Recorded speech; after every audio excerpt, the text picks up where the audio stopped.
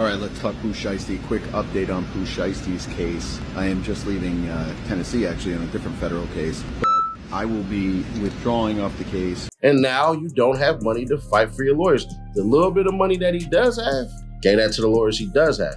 Now, those lawyers in Dallas, they are good lawyers. Not for to sit up here and bash them and kick them all over the head. But from what I'm hearing around there, times is cheaper than ramen noodles without the packing. Pooh Shiesty might really be running out of options fast. The lawyer he hired just got up and walked away. And this wasn't some random attorney either. This was the same lawyer Gucci Mane personally connected him with, a guy known for helping major rap names avoid serious federal time. But after looking over Shiesty's case and seeing all the evidence stacked up, he basically said, "Nah, I'm good." And before anybody says maybe it was just a scheduling issue or they wanted somebody local, wait until you hear what's really happening behind the scenes. A lot of people are now saying Pooh Shiesty could be one of the most cooked rappers dealing with a federal case right now. We're talking possible life sentence type problems. There's talk about Gucci Mane cooperating with the feds, ankle monitor tracking, surveillance footage, cell phone records, and way more. This whole situation is looking bad from every angle, and apparently even his own lawyer saw the pressure coming. But before getting into why Bradford Cohen grabbed his briefcase and dipped, you gotta understand how Pooh Shiesty even ended up here. I think there's a lot of holes in it. I think the government has a lot of explaining to do on the case. Born Montrell Donnell Williams Jr., Pooh Shiesty came out of South Memphis, Tennessee, growing up in the Cane Creek apartments. And if you know Memphis, then you already know that area is far from an easy place to grow up in. Memphis rap has always been raw, heavy, and unapologetic. And Pooh Shiesty came straight out of that environment from day one. He didn't fully lock in with music until around 18, but once he got serious, it was obvious this wasn't just some side hustle. The streets gave him the stories, the hunger, and the energy. All he really needed was the right opportunity. He started dropping music independently, linking up with fellow Memphis rapper Big 30 and building a buzz the old school way, grinding nonstop, posting music, and making noise underground until people had no choice but to pay attention. I think it's one of those cases where once you start really screwing down on the information, the facts, I think that a lot's going to be coming out that will be beneficial to the defense. I think they're going to do a great job, and I look forward to seeing how the case winds up. Then in 2020, everything changed fast. Gucci Mane, one of the biggest names in Atlanta trap, and the same guy connected to artists like Young Jeezy and Waka Flocka, signed Pooh Shiesty to his 1017 label. From that moment, he wasn't just another Memphis rapper trying to get heard anymore. He became Pooh Shiesty, and the industry started paying attention quick. The 1017 deal opened doors most rappers spend years chasing. Almost instantly, Pooh Shiesty started dropping records that hit hard. His energy felt real, not polished or fake like industry-made artists. It sounded like the streets grabbed a mic and started talking directly to people. Then in November 2020, everything exploded with Back in Blood, featuring Lil Durk. The track reached number 13 on the Billboard Hot 100. Not just the rap charts, the actual Hot 100 competing against pop stars and major mainstream acts. For a rapper most people outside Memphis barely knew at the time, that was huge. He also jumped on the remix of Spot 'em Got 'em's Beatbox, which climbed all the way to number 12 on the Hot 100. By early 2021, Pooh Shiesty was becoming one of the hottest new names in rap. Then came the moment that pushed Pooh Shiesty all the way into rap spotlight. He dropped his debut mixtape Shiesty Season, and the project exploded straight to number 3 on the Billboard 200. Number 3 is wild for a new artist coming straight out of Memphis. He landed on the XXL freshman list, had major artists showing support, and suddenly the whole industry was locked in watching his next move. In barely a year, Pooh Shiesty went from grinding in Memphis streets to becoming one of the hottest names in hip-hop. The rise happened crazy fast, and everybody could see the momentum building. But fast success can flip just as quick, and for Pooh Shiesty, the warning signs were already showing behind the scenes. It's all bad. See, remember, he bought the house, he did all this shit and everything, and took his little advance. It's not little, of course, it was millions. Took his millions on his publishing and all that shit, and decided to expand and spend. While the music was blowing up and the fan base kept growing, legal problems started stacking up at the same time. In October 2020, the same month Back in Blood took off. He got arrested in connection to a shooting in Bay Harbor Islands, Florida. The allegations were serious, including armed robbery and aggravated assault tied to a marijuana deal that allegedly went wrong. Even after getting out on bail, he kept dropping music and moving like nothing changed, but investigators were still paying attention. Then in May 2021, Another shooting incident reportedly happened at a Miami-Dade strip club, and things got way worse from there. He was arrested again in June 2021, denied bond, and the federal case started closing in fast. Eventually, Pooh Shiesty pleaded guilty to firearms conspiracy charges, and in April 2022, he was sentenced to 5 years and 3 months in federal prison. All this happened right when Shiesty season was taking over and his career looked unstoppable. Just when the world was finally learning his name, Pooh Shiesty was heading off to federal prison. He reportedly ended up in a medium security facility, but even behind bars he stayed active, recording freestyles through smuggled phones and keeping fans locked in. The man was literally making music from prison cells, which only kept his buzz alive even longer. But here's the part a lot of people forget. Pooh Shiesty only served around 3 years before getting released early in October 2025 because of time served and good behavior. His lawyer at the time, Bradford Cohen, confirmed the release and said Pooh was already focused on getting back to music fast. Then came the comeback everybody was waiting for. His first single after prison, FDO, aka First Day Out, dropped December 12, 2025, debuted at number 22 on the Hot 100, and quickly climbed to number 12. It became his first major solo chart hit, and fans instantly started saying Pooh Shiesty was officially back. For a minute, it really looked like the redemption story was happening in real time. The music was connecting, the buzz was growing again, and his future looked wide open. But everything flipped fast after that. On January 10th, 2026, only 3 months after coming home from prison, Pooh Shiesty allegedly landed right back in serious trouble. 3 months after serving years, coming home, and dropping a hit record, prosecutors now claim he got pulled into another major situation. According to federal authorities, Pooh Shiesty had allegedly become frustrated over issues connected to his deal with Gucci Mane's 1017 label, and that tension reportedly started building behind the scenes. Now think about the business side of this for a second. Pooh Shiesty went to prison right when his career was blowing up. While he was locked up, the rap game kept moving non-stop. New artists took over, trends changed, contracts got renegotiated, and the industry looked completely different by the time he came home. So the deal he allegedly signed back in 2020 as a hungry Memphis rapper probably didn't feel the same anymore after he had already proven himself with hits and major chart success. Prosecutors claim Pooh Shiesty started feeling trapped in terms that no longer matched his value and wanted out of the contract badly. But instead of handling things through lawyers, business meetings, or legal negotiations, authorities allege he chose a much more dangerous route. According to the criminal complaint, prosecutors say Pooh Shiesty allegedly set up what looked like a normal business meeting at a recording studio in Dallas, Texas. Gucci Mane and members of his team reportedly showed up expecting a conversation about business issues, but investigators claim things turned serious fast once everybody got inside. Federal authorities allege Pooh Shiesty and 8 co-conspirators, including his father Trell Williams Sr. and longtime rap associate Big 30, traveled from Memphis to Dallas ahead of the meeting. 9 people total, which prosecutors describe as a coordinated setup. Once inside the studio, authorities claim Pooh Shiesty allegedly pulled out what appeared to be a black AK-style firearm and presented contract termination paperwork while demanding Gucci Mane sign it. Prosecutors also allege Gucci Mane was prevented from leaving the recording room during the incident. After the paperwork was reportedly signed, investigators claim members of the group took jewelry, cash, a wedding ring, earrings, and a watch from people inside the studio. The allegations instantly sent shockwaves through the rap world because this sounded less like a label dispute and more like a federal nightmare unfolding in real time. Some of the alleged victims were reportedly assaulted during the incident, and prosecutors claim one person nearly lost consciousness. But the detail that really shocked people was this. At the time of the alleged situation, Pooh Shiesty was reportedly still on home detention after getting released from federal prison just months earlier. He allegedly had an ankle monitor attached to him, and investigators say they used GPS tracking data from that monitor to follow his movements. According to federal authorities, that data supposedly placed him at the Dallas recording studio on the night of January 10th, 2026. That alone had people online saying the case was already looking dangerous before it even reached court. But prosecutors claim it got even worse after that. Authorities also allege that images connected to stolen items were later posted on social media after the incident. If investigators can fully connect those posts to the case, that's the type of evidence defense lawyers hate seeing because it gives prosecutors even more to work with. Then came the part of the story that really exploded across the internet. One of the biggest questions people started asking was how federal investigators allegedly built this case so fast and who may have been cooperating behind the scenes. According to multiple reports and details inside the criminal complaint, Many people quickly believed Gucci Mane was connected to the investigation. In court documents, one alleged victim is identified only by the initials RD. Gucci Mane's legal name is Roderick Delantic Davis, and the complaint reportedly describes RD as the head of the 1017 label.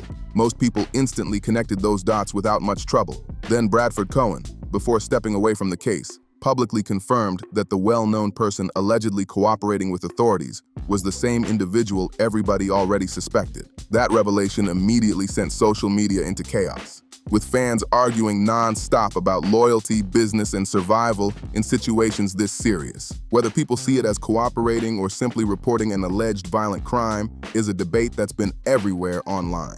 But legally, prosecutors claim Gucci Mane gave a statement to law enforcement on the night of January 10th and later continued cooperating with federal investigators. According to reports, the FBI got involved almost immediately, and by the time arrest happened in April 2026, authorities said they had built a massive case.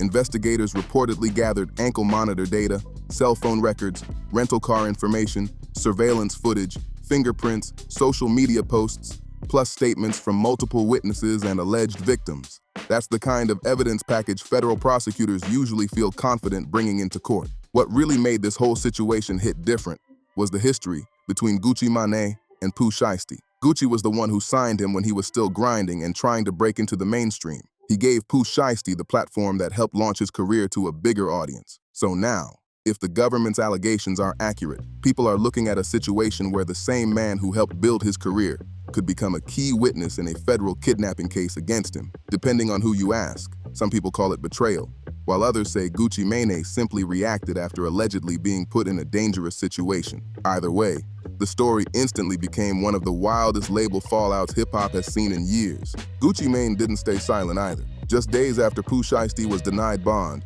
Gucci released a track called Crash Dummy, produced by Zaytoven. A lot of listeners felt the lyrics were directly aimed at the situation, with Gucci referencing betrayal and comparing parts of the drama to Birdman and Cash Money era label disputes. He never fully spelled everything out, but fans picked up the message immediately.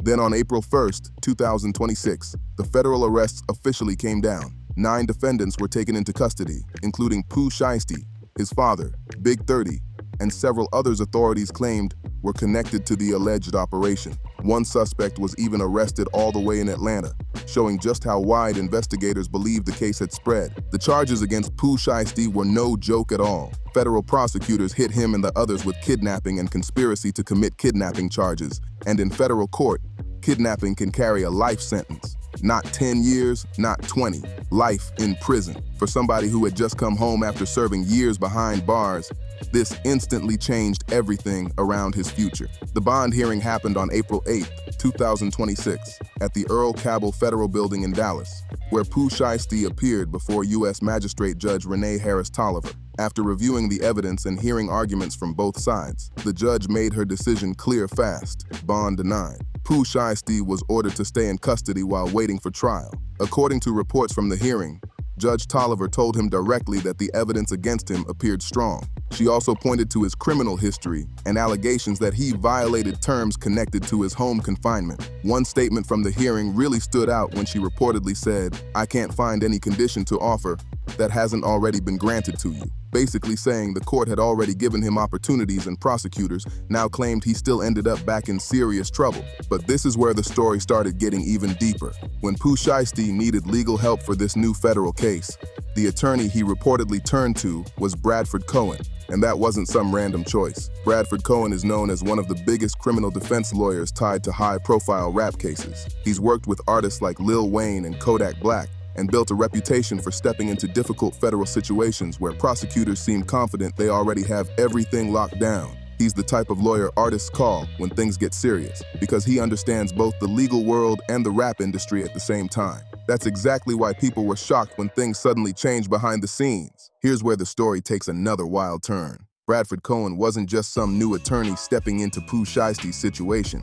He had actually represented Pooh before, during the federal firearms case that sent him to prison back in 2022. So Cohen already knew his background, knew the pressure that comes with federal cases, and understood exactly what kind of spotlight follows a client like Pooh Shiesty. That's why when Cohen agreed to return for this new case, a lot of people saw it as a major move. Fans and industry watchers started thinking maybe the defense had something serious planned if an attorney with that kind of experience was willing to jump back in after already handling one difficult federal case for him. But then another detail came out that made the entire situation even crazier. Bradford Cohen didn't just have ties to Pooh Shiesty, he had also represented Gucci Mane before. According to reports, Gucci Mane was actually the person who first introduced Pooh Shiesty to Cohen back when Pooh originally signed to 1017. Think about how insane that sounds. The same artist authorities now claim cooperated in the federal investigation against Pooh Shiesty is also the same person who allegedly connected him with the lawyer defending him in court.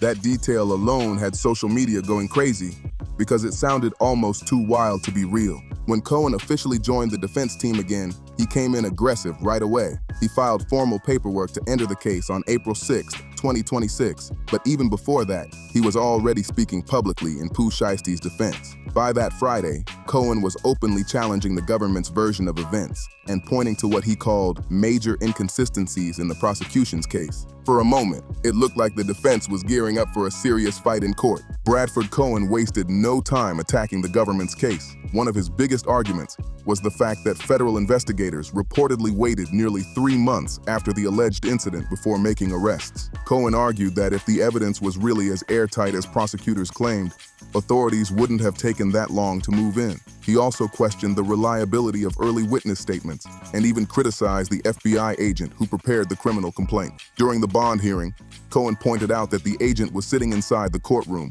but never took the stand to testify about the document she wrote herself. Outside the courthouse, he called the whole situation gamesmanship and made it clear he believed prosecutors were overselling the strength of their case. Cohen also started breaking down what he claimed were major holes in the prosecution's story. According to him, investigators had no signed contract, no video footage showing any forced signing, no recovered firearms, and none of the jewelry prosecutors claimed was taken. He even pushed back against allegations tied to a trip to Staples before the incident, where authorities suggested paperwork connected to the case may have been printed. Cohen argued there was nothing suspicious about that because rappers and artists regularly print lyrics or paperwork before studio sessions. For a while, he looked completely confident, doing interviews, appearing on legal commentary shows, and publicly challenging the prosecution every chance he got. It honestly started feeling like Pooh Shiesty may have finally found the lifeline he needed in court. Then everything suddenly changed again. On April 28th, Bradford Cohen officially withdrew from the case. The public explanation was simple. Pooh Shiesty was bringing in Dallas attorneys Dan Cogdell and Kent Schaffer to take over as lead counsel. But considering how aggressively Cohen had defended him just weeks earlier, the timing instantly had people online asking what really happened behind the scenes. On the surface, the lawyer switch actually makes sense. This is a federal case happening in the Northern District of Texas. So bringing in attorneys who already know that court system, the judges, and the prosecutors could be a smart move strategically. It's pretty common in high-profile cases for celebrity attorneys to handle the early media attention before experienced local trial lawyers take over closer to court. And the new attorneys aren't inexperienced at all. Dan Cogdell has been handling criminal defense cases in Texas since the early 1980s and has years of experience in federal courtrooms across the state. Kent Schaffer is also known as a serious defense attorney. So on paper, replacing Bradford Cohen with local Texas lawyers doesn't sound strange by itself. But here's why people online aren't fully buying the official explanation. Bradford Cohen didn't quietly disappear from the case without saying anything. Right before stepping down, he publicly repeated that he believed there were major weaknesses in the government's case and that Pooh Shiesty still had a real shot at winning. That's what made the situation feel odd to so many people. Because when a lawyer spends weeks aggressively attacking the prosecution, calling out inconsistencies, doing interviews and sounding confident, then suddenly leaves the case anyway, it naturally gets people asking questions. If he really believed the defense had momentum, why walk away right before things started getting serious in court? That's where internet speculation exploded fast. A lot of people following the case closely started wondering if the federal discovery process may have changed everything behind the scenes. In federal cases, discovery is when defense attorneys finally receive the government's full evidence package, including surveillance footage, records, witness statements, and all the material prosecutors plan to use at trial. And once that information starts coming in, lawyers get a much clearer picture of how strong or dangerous a case really is. That's why Cohen's sudden exit immediately had people wondering if what he saw in discovery looked way worse than anybody expected. The full discovery process is where things can really change in a federal case. That's when defense attorneys finally get access to everything prosecutors have collected, including complete cell phone records, detailed ankle monitor GPS tracking, surveillance footage, and statements from every cooperating witness. What Bradford Cohen had been arguing publicly earlier was mostly based on information discussed during the bond hearing, which is usually only a small piece of the government's full evidence. Once the complete discovery package reportedly started coming in, the situation inside the case may have looked very different compared to how it looked outside the courthouse cameras. That's why people started paying close attention when Cohen suddenly stepped away. Think about it from Cohen's position for a second. This is an attorney whose reputation was built over decades representing huge names in rap and entertainment. He's helped artists like Lil Wayne and Kodak Black through major legal battles. And his name carries weight because he's known for getting results or reducing damage in difficult situations. So if a lawyer with that kind of reputation starts reviewing evidence and believes a conviction could realistically happen, especially in a case carrying possible life sentence consequences, that becomes a serious professional decision. Losing a case this public after already making strong statements questioning the evidence could affect how people view your credibility moving forward. That's exactly what many people online think may have happened here. They believe Cohen entered the case aggressively, challenged the prosecution during the early media phase, but once discovery revealed the full scope of evidence, he decided this wasn't a courtroom battle he wanted tied to his name long term. There's also another layer people keep talking about, and that's the Gucci Mane connection. Bradford Cohen didn't just represent Pooh Shiesty in the past. He also had a professional relationship with Gucci Mane himself. So if Gucci really is one of the government's main cooperating witnesses, that creates a situation that could get complicated fast. Attorneys have strict professional rules when it comes to conflicts of interest, especially in major federal cases. If Cohen's past work or relationship with Gucci Mane created even the appearance that it could affect how aggressively he challenged testimony or handled cross-examinations, that alone could become a serious issue behind the scenes. And if something like that existed, it's probably not the kind of thing anybody would fully discuss publicly. That's why many people following the case believe Cohen's departure came down to a mix of different problems, all hitting at once. First, some think the evidence prosecutors turned over during discovery may have looked much stronger than expected. Second, the Gucci Mane situation potentially created a messy legal and ethical situation. And third, Cohen's reputation is tied to high-profile wins and difficult defenses. So stepping away from a case carrying this much risk may have simply been the safer professional move, especially if the government really has GPS tracking data, social media evidence, witness statements, and cooperating alleged victims all pointing toward the same story. And this is the part some people still aren't fully understanding. A lot of rap fans treat every arrest like it's just another headline that'll disappear in a few months. But this situation is way more serious than that. Federal kidnapping charges can carry a maximum sentence of life in prison, especially when prosecutors allege aggravating factors like firearms, multiple alleged victims, and a coordinated operation involving several people. Authorities are also reportedly treating Pooh Shiesty as the alleged organizer of the entire situation, claiming he arranged the meeting, presented the paperwork, and played the central role during the incident. If prosecutors manage to prove all of that in court, the sentencing exposure becomes extremely serious. And the government is claiming they already have a massive amount of evidence prepared. Federal prosecutors claim they have a huge amount of evidence lined up against Pooh Shiesty. Investigators reportedly gathered ankle monitor GPS data placing him at the scene, along with cell phone records, rental car records, surveillance footage from the studio, and even social media posts allegedly showing stolen items after the incident. On top of that, authorities say they collected statements from 5 alleged victims, including reportedly one of the biggest names in hip-hop. The FBI was involved from the very first night, and investigators spent months building the case before making arrests. By the time they finally moved in, prosecutors clearly believed they already had enough evidence ready for court. What makes the situation even tougher is the fact that Pooh Shiesty was reportedly still on supervised release from a previous federal conviction at the time. Federal judges take repeat allegations extremely seriously, especially when someone is already under court supervision. Prosecutors allege he committed these new crimes while actively being monitored through home detention with an ankle bracelet tracking his movements. According to the government's version of events, he allegedly traveled to another state, coordinated multiple people, and became involved in a violent federal case, all while under supervision. That's the kind of narrative prosecutors know can hit hard in court. And when the judge denied bond, it wasn't random. The court reportedly looked at the evidence, his criminal history, and the alleged supervised release violations all together before making that decision. The judge looked at the seriousness of the charges, the evidence prosecutors presented, and reportedly decided there wasn't any set of restrictions that could reasonably guarantee public safety if Pooh Shiesty was released. And when a federal judge tells somebody that every possible condition has already been tried before, that's about as serious as it gets in court. It basically means the judge believes prior supervision, monitoring, and restrictions already failed to stop the alleged behavior. That's a brutal position to be in heading toward trial. Now, his new attorneys, Dan Cogdell and Kent Schaffer, definitely know federal court in Texas and have years of experience handling difficult criminal cases. They may still find legal angles or weaknesses in the prosecution's arguments that weren't fully explored before. Federal cases have surprised people before, and impossible-looking situations don't always end the way everyone expects. But based on everything publicly known right now, Pooh Shiesty appears to be facing one of the toughest federal situations any rapper is dealing with today. And the fact that his high-profile attorney stepped away from the case, even while publicly claiming the defense could still win, only added more attention and speculation around how serious things may really be behind the scenes.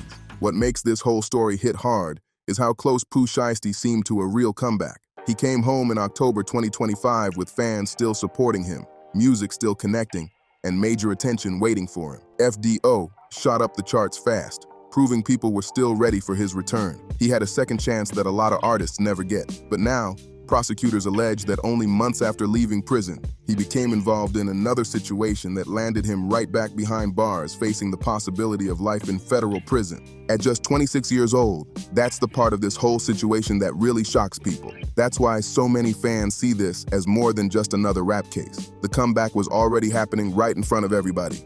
Pooh Shiesty came home, dropped a hit, got the industry talking again, and proved the fan base never left. Everything looked lined up for a real second chapter. But whatever allegedly happened inside that Dallas studio on January 10th may have put all of that at risk in a way that could change his future forever. Whether Pooh Shiesty beats this case or not, the road ahead looks extremely difficult. Prosecutors claim his former mentor is now cooperating with the government. He's sitting in a Texas jail without bond, and the evidence made public so far already sounds massive. His new attorneys, Dan Cogdell and Kent Schaffer, have a serious battle in front of them, and that's what makes this story hit different. The talent was never the issue. The music connected, the fans supported him, and the opportunity was there waiting after prison. But sometimes the same environment that helps build an artist can also follow them all the way to the top. Right now, Pooh Shiesty is fighting one of the biggest battles of his life, and the pressure around this case only keeps getting heavier. We'll keep following every update as this story develops. So let me know what you think about this whole situation in the comments below. Do you think Pooh Shiesty can beat this case, or is the evidence too strong? Make sure to like, subscribe, and share this video so you don't miss any new updates as this case keeps unfolding.